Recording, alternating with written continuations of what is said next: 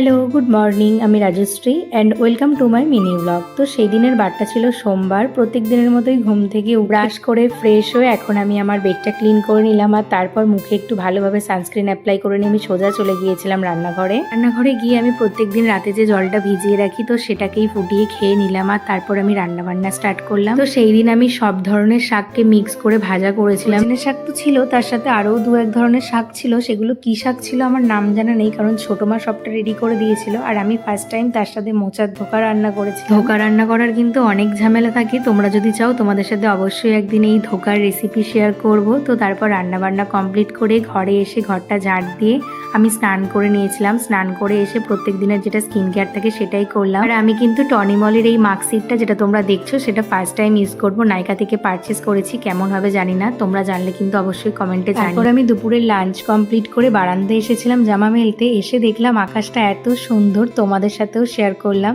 তো দুপুরে একটু রেস্ট নিয়ে আমি রাতে বানিয়েছিলাম ডিনারে চিকেন স্টু। তাহলে দ্যাটস ইট ফর টুডে। আমার ভিডিও ভালো লাগলে লাইক কমেন্ট ফলো করে দিও।